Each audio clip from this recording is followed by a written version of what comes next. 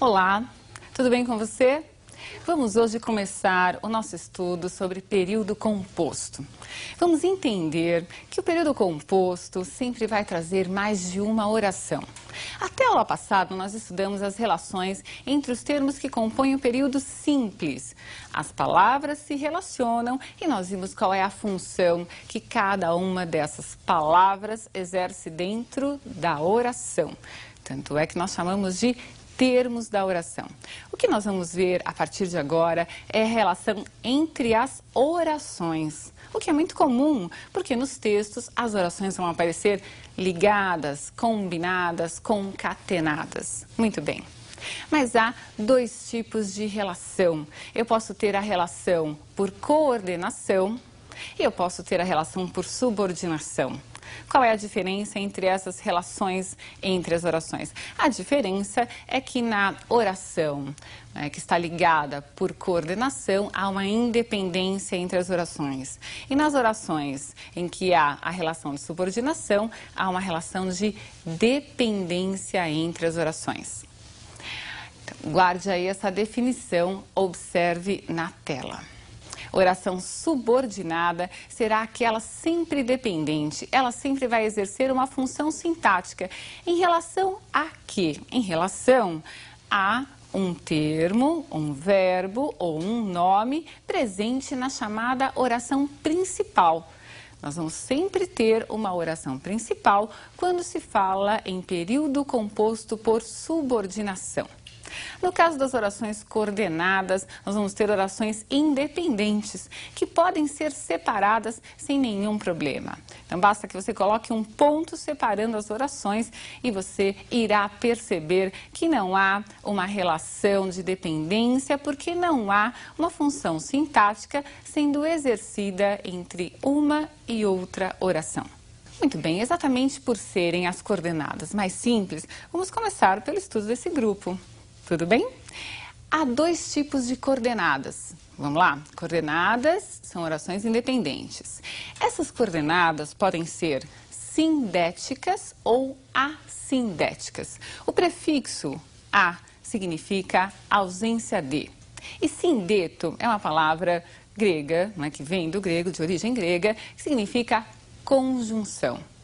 Se não houver entre as orações coordenadas um sindeto ou uma conjunção, eu chamo essa oração coordenada de assindética. Só, ela é uma assindética.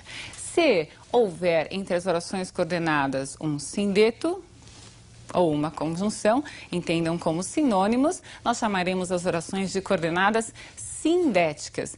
E pelo tipo de sindeto que estiver presente, haverá uma classificação. Temos 5 tipos de orações coordenadas sindéticas. Vamos ver agora o exemplo dessas coordenadas sindéticas para que você guarde muito bem os 5 tipos. Muito simples, Vocês vão perceber que não há como complicá-las e misturá-las com as orações subordinadas. Vamos lá. Então vejam, as sindéticas sem sindeto e aquelas sindéticas são as que apresentam a conjunção. Por exemplo, se eu dissesse para vocês, ele entrou, vírgula, sentou-se, não haveria qualquer elemento de ligação e as orações seriam coordenadas assindéticas. Ao invés da vírgula, eu poderia colocar um ponto separando as orações. Já nas sindéticas vai haver a conjunção. Olha aí o primeiro tipo de coordenada sindética, as coordenadas aditivas. Esse exemplo foi retirado da obra Vidas Secas, do Graciliano Ramos. Então vejam lá. Fabiano ainda lhe deu umas pancadas e esperou que ele se levantasse. O que interessa pra gente? Vejam lá. Eu tenho o verbo dar, Fabiano ainda lhe deu, isso já caracteriza uma oração. E que mais que ele fez? E esperou. Então eu tenho a adição em relação à primeira oração de uma sequência de ação verbal. Ele deu e ele esperou. Se vocês observarem aí, há uma outra oração composta pelo verbo levantar. Esperou que ele se levantasse. Aí nós já começamos com uma oração subordinada, que daqui a pouquinho eu vou explicar. Agora eu quero que vocês observem essas coordenadas. É aditiva por quê? Simplesmente porque há a presença do E ligando as duas orações e se eu quisesse eu poderia separá-las sem qualquer prejuízo sintático ou semântico. Tudo bem? Então o E, assim como mas também, são conjunções sempre aditivas. Um outro exemplo, as adversativas. Então, lembrei, adversário é aquele que está do lado oposto, não é? Certamente esse obstáculo miúdo não era culpado, mas dificultava a marcha. Se eu quisesse separar essas orações, haveria prejuízo? Não, eu poderia dizer, certamente esse obstáculo miúdo não era culpado, ponto. Dificultava a marcha. Mas eu quis ligar as informações e não é qualquer problema em ligá-las. Nós fazemos isso a todo tempo. Mas essa ligação foi feita com a presença de uma conjunção adversativa, neste caso a conjunção mas. Temos várias, né? Com mas, porém, entretanto, contudo, todavia, outras conjunções que você já conhece são chamadas adversativas. Mais um tipo. Vamos ver as orações coordenadas alternativas. Então, o nome já deixa bem claro qual é o sentido dessas orações. Veja lá. Ou chegava a chuva, ou todos morreriam de fome. Então, eu tenho aí uma possibilidade sendo colocada. Ou isso, ou aquilo. Ora isso, ora aquilo. Nem isso, nem aquilo. E a presença das conjunções alternativas. Eu tenho o ou na primeira oração, ou chegava a chuva, e tenho o ou na segunda oração, ou todos morreriam de fome. São duas orações coordenadas, sindéticas, alternativas. Próximo exemplo. Oração coordenada sindética conclusiva. Não choveu, portanto, Fabiana e sua família tinham de partir. O portanto dá a ideia de conclusão. Eles vão ter de partir, não é? Já que não choveu. É uma conclusão quase que óbvia.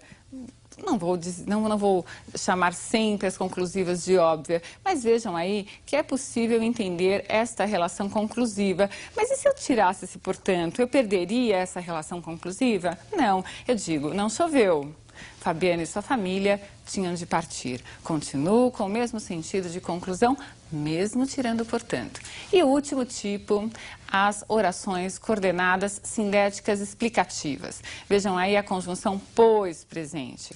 Fabiano sentiu pena da baleia. A baleia era a cachorra do Fabiano, que teve de ser executada, não é? Fabiano sentiu pena da baleia, pois era da família.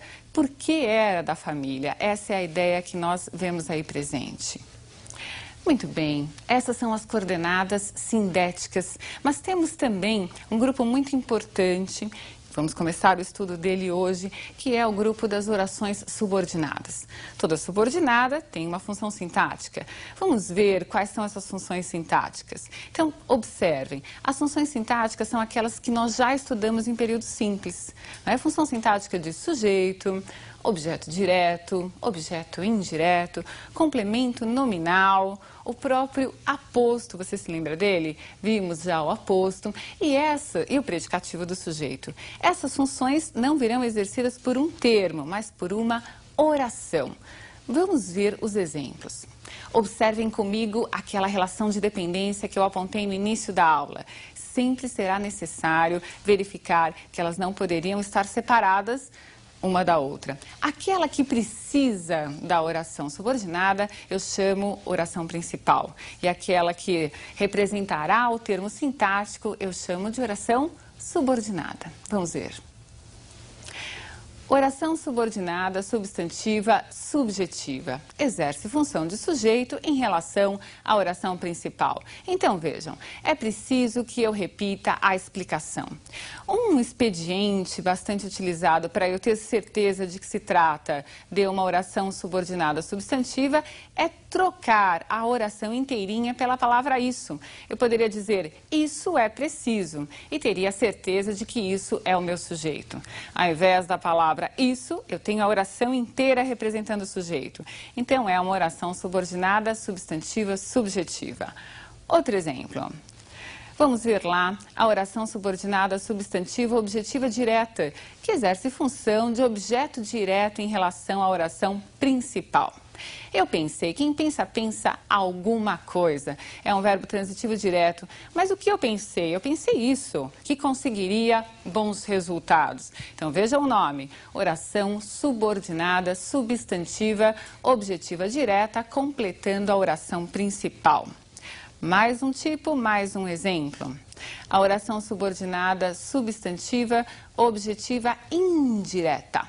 Minha amiga se esqueceu. Quem se esquece de alguma coisa. Eu poderia me esquecer disso.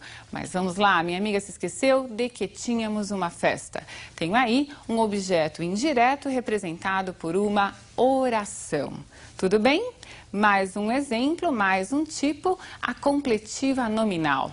Ela vai ter a função sintática de complemento nominal.